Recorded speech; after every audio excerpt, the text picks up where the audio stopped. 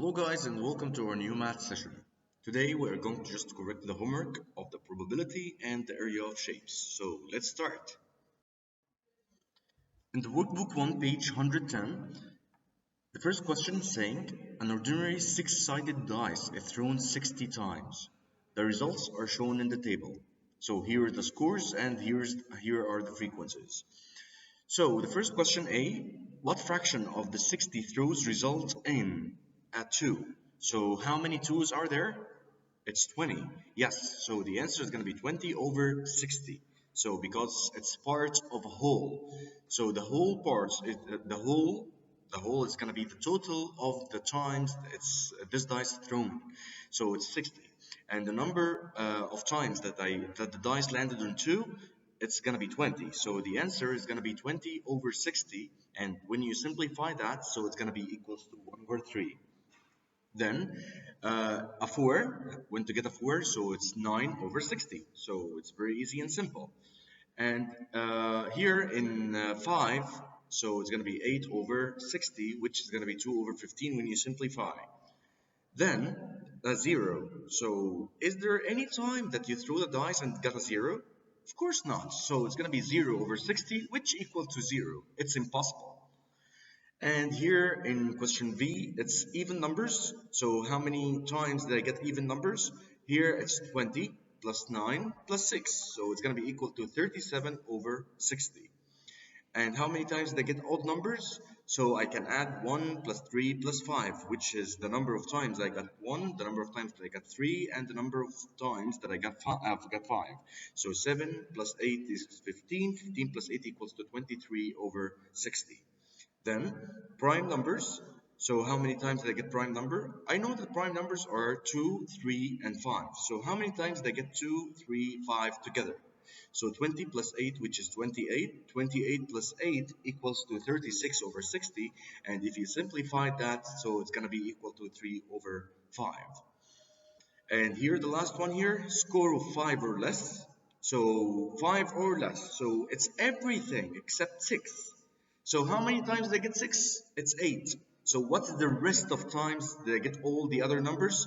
60 minus 8 equals 52. So the number of times that I get score of 5 or less is 52 over 60, which is going to be equal to 13 over 15 when you simplify it. Okay, so in question B here, do you think the dice is fair? And explain your answer. So I see here that the dice just landed on 2 20 times. So it's too much times landed on 2, and compared to 1 it's 7, and compared to 3 it's 8, and so on. So here it's landing on 2 like a lot, like it's 1 over 3 of the times landed on 2. So this dice is not fair because it landed on 2 more than any other number. Okay, so let's move to the next question. Here, the marks for 50 students in a test are shown in a table. Here are the marks and here is the frequency. What is the probability that a student chosen at random scores 7 marks? So I will get 7 marks. Here the frequency is 10. So it's going to be 10 over 50 and simplified. So it's going to be 1 over 5. And of course you remember that you can write it down as decimal and you can write it down as percentage also. Here in question B, 9 marks. So I will get here 9 marks, 3 over 50, and this is the simplest form. 3 marks, so I've got the 3 marks, 5 students got 3 marks, so 5 over 50, which is going to be 1 over 10. More than 6 marks, so here's 6 marks, more than 6 marks means 7, 8, 9, and 10. So let's add 10 plus 4 is 14, 14 plus 3 is 17, 17 plus 3 is 20. So it's going to be 20 over 50, which is 2 over 5. 3 marks or more, so 3 marks here or more, so it means that all the numbers or all the marks except 1 and 2. So I can just add 1 and 2 together here, the frequency of marks 1 and 2. So here it's 5 and subtract it from 50. So it's going to be 45 over 50 and simplified, so it's going to be 9 over 10. For question F, less than 4 marks. Less than 4 marks means 3, 2, 1. So I will add 5 plus 3 is 8, 8 plus 2 is 10, so it's going to be 10 over 50, which is 1 over 5. For question 3, he said here, Jared has red pencils and blue pencils in his pencil case. He selects a pencil at random, records its color, and replaces the pencil in the pencil case. He repeats this 50 times. The results are shown. Here it's red 35 times and the blue is 15 times. Estimate the probability that the next pencil Jared selects is red. So I will just get the number of times I got red. So it's going to be 35 over the total numbers of drawing, drawing the pencils from the pencil case. So it's going to be 50 times. So 35 reds over 50 total. It's going to be equal to 7 over 10 when you simplify it. And the same thing will go for blue. Blue is 15 times, so 15 over 50, which is going to be 3 over 10. Okay, question B here is saying, how can Jared improve his probability estimates? So simply, when you are just trying to improve the probability estimate, you are just mm, repeating this like more than like you can improve the probability by increasing the number of trials. Like here, I will not try 50 times. No, I will try 100 times. I will try 200 times. So of course, every time you increase the number of times you repeat the experiment, it's gonna be better results, like more reasonable results. And that's it for question 3. Let's jump for the next part.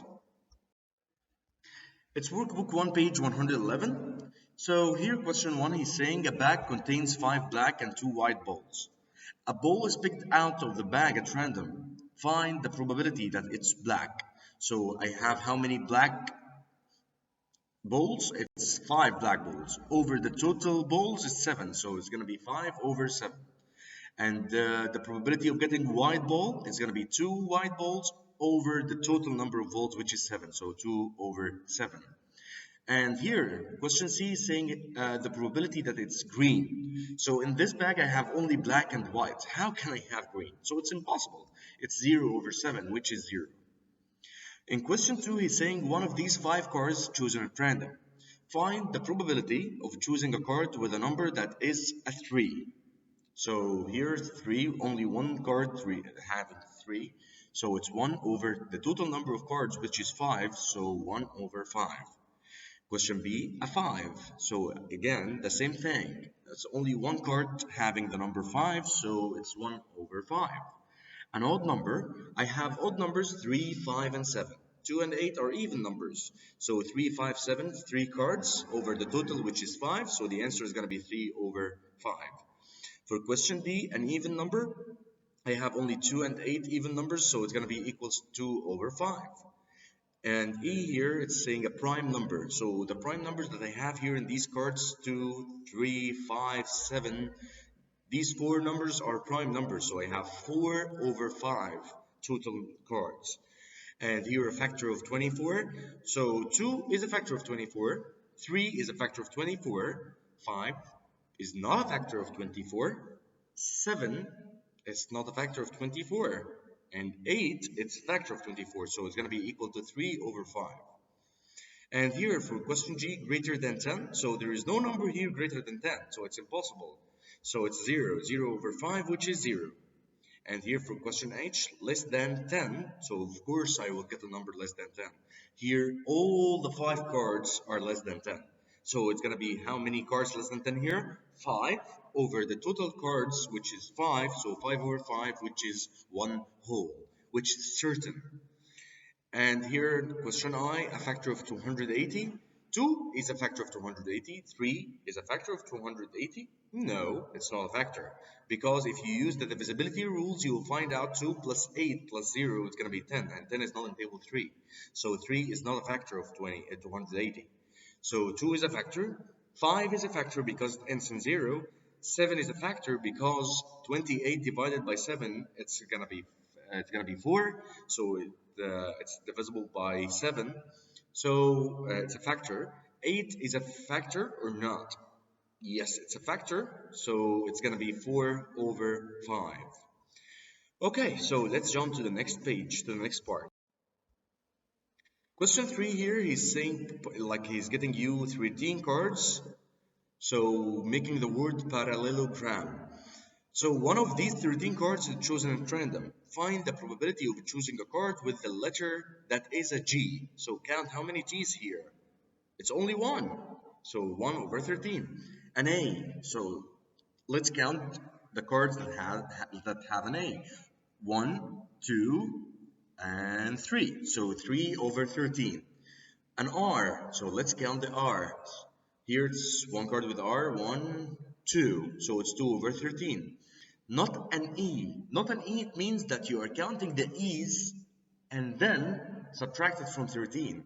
It's easier, of course. So here it's 1E, and I only have 1E here. So 13 minus 1 equals 12. So the probability that I have a card not an E, so it's going to be 12 over 13. Not an L, the same thing, or you can count the L's and subtract it from 13. So 1, 2, 3. So it's gonna be 10 over 13 because 13 minus 3 is 10. A vowel. So let's count the vowels. 1, 2, 3, 4, 5 vowels. So it's gonna be 5 over 13. From the word large. So let's count the letter L here. 1, 2, 3 L's. And the letter A here. 1, 2, 3. So they are total 6 right now. L and A, they are 6 letters. R, 7, 8. And G, it's 9. And E, it's 10. So the answer is going to be 10 over 13. In question 4 here, I have color and probability. So the color is red, blue, green, and the probability half, 1 over 3, 1 over 6. And here he's saying a circular spinner has a red, blue, and green sections. The table shows the probabilities of the spinner landing on each of the 3 sections. Draw the spinner. So first, to think about that, first of all, you have to check here, you have to make the denominators, all of them the same, to check how many green sectors do we have, how many blue sectors, how many red sectors, because you know that the probability here is in the simplest form. So I have to think about making them all with the same denominators. So what is the biggest denominator here? It's 6. So can I divide 6 by 2? Yes. Can I divide 6 by 3? Yes. So I can make the denominator for all of them 6. So the red one, half, it can be 3 over 6. Because here it's 1 over 2, so if I multiply it by 3 down and up, so it's going to be 3 over 6. And the blue, if I multiply it by 2 down and up, so it's going to be 2 over 6. And the green is 1 over 6. So how many sectors do we have here? 6 sectors. So I will draw it and start to put 3 red sectors, 1, 2, 3, and 2 blue sectors, 1, 2 blue, and 1 green sector, which is 1 green. And that's it. This is the spinner. Again, here let's go for workbook page 102 about the area. He's saying here the shapes below have been drawn on a centimeter square grid. Find the area of the shape by counting squares. So I have to count these squares to find the area. So for question A, I will count the squares. 1, 2, 3, 4, 5. So the area of A is 5 centimeters square. For B, it's 1, 2, 3, and these two triangles forming one square, one whole square, so it's going to be 4 centimeters square. And here for question C, I have 1, 2 whole squares, and these two together forming one whole, so 3, 3 and a half, and 3 and a half plus quarter, a square, so it's going to be 3.75 centimeters square. For question D, I have 1, 2, 3, 4, 5 together, 6 together. So it's going to be 6 centimeters square. And here, for this question, I have 1, 2, 3. Here, this one, let me annotate with that here. Here, if you just make it this one and this one, they are forming a whole square. So they are 1. And here it's 2, 3, 4. And here it's 5 together. And here these two together are forming one whole, so it's going to be 6 centimeters square. And for shape F, I have one whole square, and I have 2 halves, which is making one whole, so it means 2, 1 and 2. And here it's making 3 together. so 3 centimeter square. For question G here, let's count. 1, 2, 3, 4, and here it's 5, 6, here it's 7 centimeters square. And for H, it's 1, 2. Here it's making, like here it's 3 together, and here it's 4 together. So they are all 4 centimeters square. For question 2, he needs me to copy and complete. 1 centimeter square equals how many millimeters square? You are multiplying by 10 square, so it's equal to 100. And here, 1 meter square equals how many centimeters square? From meter to centimeter, it's 100. So from meter square to centimeter square, it's 100 square, which is 10,000. So for question B here, he needs me to change to millimeter square. So 5 centimeter square, I need to change it into millimeter square. I multiply by 100, so it's going to be equals to 500. And 8, the same thing, I multiply by 100, so it's going to be 800. 7.2 centimeters square, I multiply by 100, so it's going to be 720 millimeters square. And 0.8 times 100 to change it into millimeters square, it's going to be equals to 80 millimeters square. Here, question C is saying change to centimeter square. So here's from 2 meters square to centimeter square, I'm multiplying by 10,000. So it's going to be 20,000. Same goes for double I, it's 70,000. And 3.6 times 10,000 equals 36,000. And 0.5 meters square to, I multiplied by 10,000, which is going to be equals to 5,000.